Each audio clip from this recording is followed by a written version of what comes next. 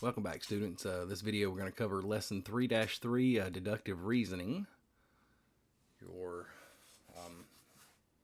benchmark is listed under the title. Excuse me. Try a couple of things. So, give me just a second. All right, so for those of you guys that do listen in, here's your early extra credit. So I'm going to pause and play with this a little bit and see if I can't do some editing, see if you can tell the difference and maybe give me some critiques, because I never watch these, I never edit these, I just do it and post it. And it's kind of like, I figure it's like in class, I don't get to pause there, so I kind of do the same thing here. But if I can make the videos a little more watchable, then perhaps that would help everybody. So I'm going to pause, write the words in, and then come back. All right, so key vocabulary. Deductive reasoning uses general facts, rules, definitions, or properties to reach specific valid conclusions for given statements. Okay, so the last lesson, 3-2, was inductive reasoning. Inductive reasoning had to do with patterns. Deductive reasoning, so today we're talking about deductive reasoning. It has to do with facts or rules or definitions or properties. This is all kind of leading toward, it's all leading toward the next lesson, which is going to be when we start writing proofs. Okay, so our next statement: an argument is valid if it is impossible for supporting statements to be true and for its conclusion to be false. So sometimes you'll see stuff that, it's true, but the conclusion may end up being false. Hold on. Valid, okay. I'm not going to talk us into confusion. I'm going to move down. So an argument's valid if it is impossible for supporting statements to be true and for its conclusion to be false. So it all has to be valid. It's impossible for all the supporting statements to be true and the conclusion to be false. I know I keep repeating it. I'm trying to think of a way to word it differently, and my brain can't do it at the moment. So let's talk about the next key concept. So, law of detachment. So, picking up from before, if P, then Q is true, and P is true, then Q is true. So, I'm pointing on my paper to the side like it's in the camera. So, if P, then Q is a true statement. So, if together it's true, and P is true, then Q is true. So they're given, if a car is out of gas, then it will not start.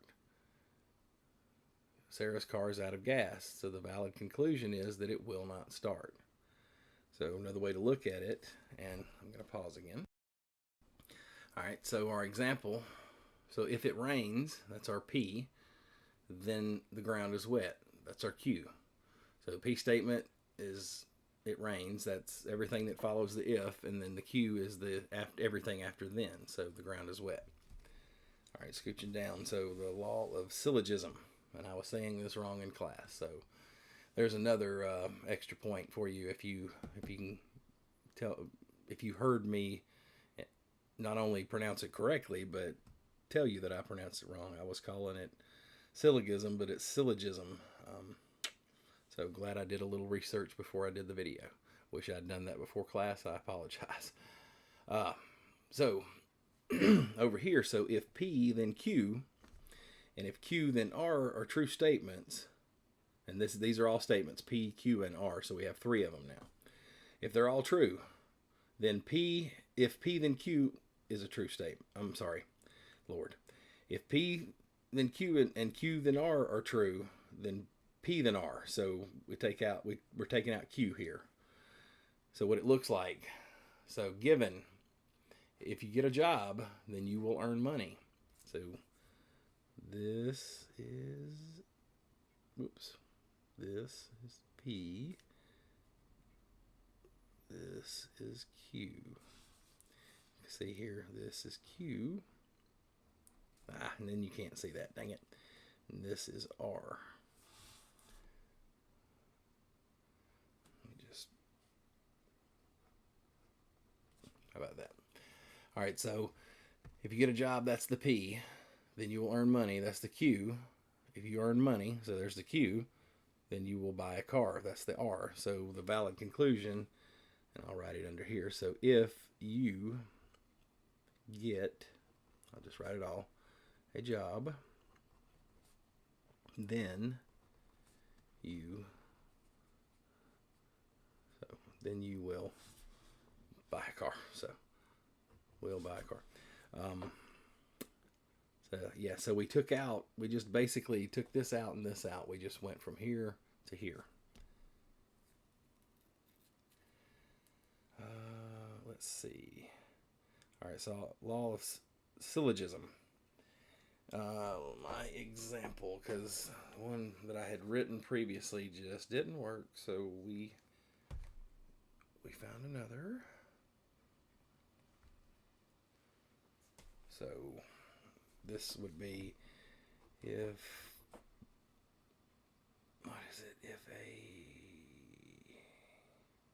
hold on. Actually, I'm going to pause it. Okay, so here's our example. Now I've written the P, Q, and R. I'm going to explain it, and then I'll pause again, and I'll write the valid conclusion underneath. So if a line is parallel to line segment AB, that's your P, then it is parallel to line segment CD, that's your Q. So then your Q again, if a line is parallel to line segment CD, then it is parallel to line segment EF, that would be your R. So I'm going to actually just write this instead of, we'll do a little of both. So our valid conclusion, you notice that Q is the same. We're just basically cutting out the middleman. So if a line's parallel to AB, it has to be parallel to CD. If the line's parallel to CD, it has to be parallel to EF. So your valid conclusion is just going to be AB and EF. So if a line is parallel to CD, AB, starting with the P, AB, so P to Q, Q to R, P to R. So if a line is parallel to AB, so that's our P, then going to our R, it is parallel to line segment EF. Okay, does that make sense? See, AB to CD, CD to EF, so therefore AB to EF. And that'll also help you in the future. All right, had to make sure I was still recording. All right. So, example 1, we're going to do part A. The check is going to be yours. Then we'll do B, and the part B check will be yours, and I'll flip over the page. So, part A, determine whether each conclusion is based on inductive or deductive reasoning. So before I move forward, and again, this benefits you guys that are actually listening, not just getting the notes off of the video. So inductive, that's what we did yesterday, or last lesson, excuse me. Videos, we don't talk in terms of days, we talk in terms of videos. So last video we talked about inductive reasoning, that had to do with patterns. Today we're talking about deductive reasoning. That has to do with laws or rules or facts or definitions or properties. All right, so part A. If a student is late returning a library book, then he or she will be charged a $2 late fee. So Chang returned a library book late, so he concludes that he'll be charged a $2 late fee. All right, so it might be a pattern. You may see other people getting a late fee for a library book, but it's a rule. It's late because it was due by a certain time, so it is deductive reasoning.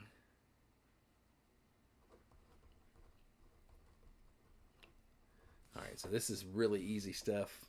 I'm going to just say example 1 check is yours, part A over here. Scooching down the page. Part B. Whoop. Blair Witch. Part B. Every time Tamika has worn her favorite jersey to a football game, Her school's team has won the game. Tamika is wearing her favorite jersey to the football game tonight, so she concludes that her school's team will win the game. So, inductive or deductive?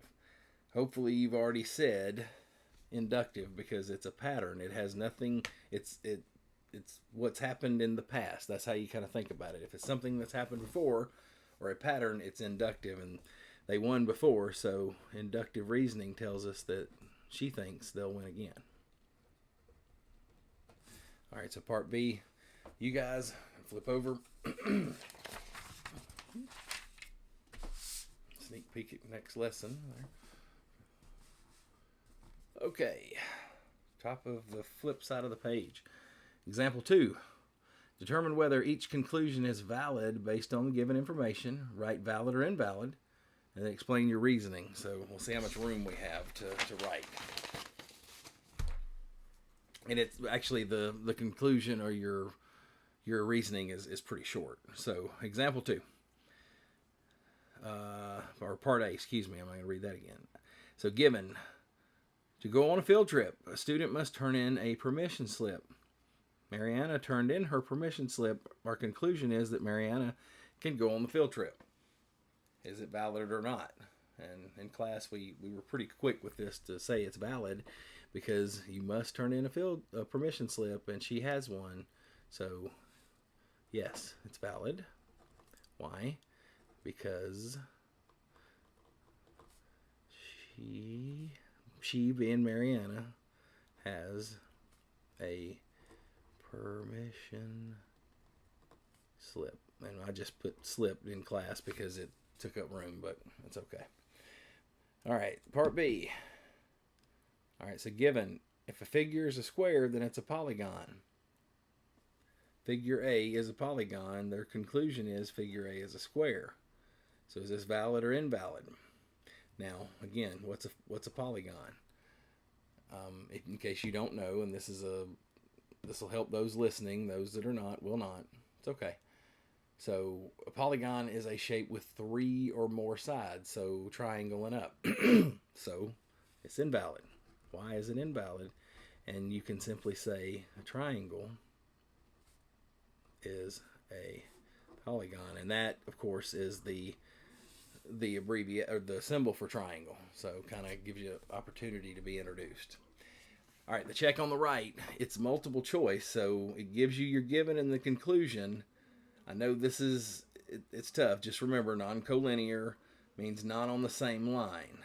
Okay, so little hint for those of you listening and trying to catch up. All right, example 3. Whoa. All right, scientists have found that the quality and amount of sleep greatly impact learning and memory. Lack of sleep causes students to have trouble focusing and receiving new information. Sleep deprivation also makes it difficult to retrieve previously learned information. That's also true for teachers, not just students. Draw a valid conclusion for the given statements if possible. All right, so you're given. So your P, we'll put it above that. If you are tired, then you will not do well on your test. So that's the Q. Well, it's not really like that. So let's not even confuse it. Actually, that's the Q, and that's why. So if you're tired, it's because, so they wrote it backwards, and I know that I'm not going to write P and Q there, but it's written backwards because the reason you're tired is, no, sorry, I'm talking about the next line. Never mind. I'm going to confuse you more by talking P's and Q's, but so if you're tired, then you will not do well on the test. If you did not get enough sleep, then you will be tired. So this is your P, this is your Q, then they flip it and put your Q, and then that's your R. So it's really, so it's like this. It's P, then Q, Q, Q, then R. So we're going to eliminate the Q's. And we're just going to say, if you did not get enough sleep, then you will not do well on your test. It says, if you do not get enough sleep, then you will not do, well on your test. Okay, so we took the Q's out. Normally it's written, PQQR. That was just upside down. So example 3 check, you guys. So that's your hint. This was QRPQ. This one will be PQQR. You'll see your sentence that matches is in the middle together. All right, so at the bottom. So again, not going to change the practice we did even in class. So the law of syllogism can be used to draw conclusions from two true conditional statements. Conclusion's one of them, the hypothesis is the other. And I think that's their way of saying it can be flip-flopped. And then here's that same question they've been asking. I'm going to let you guys answer about logical arguments used in geometry. You'll be able to answer that a little better after the next video when we start talking about proofs. Until then, I'll see you guys later. Oh, do me a favor. For those of you that are listening, please like, comment, or at least tell me in class. I'm not it's not a YouTube thing. It's I'm trying to help you thing.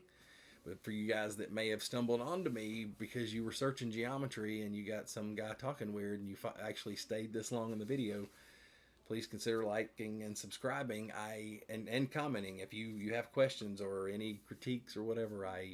Obviously be kind. You don't have to be we don't have to be ugly. I mean, you can say, hey, I didn't really enjoy it or whatever, and that's fine.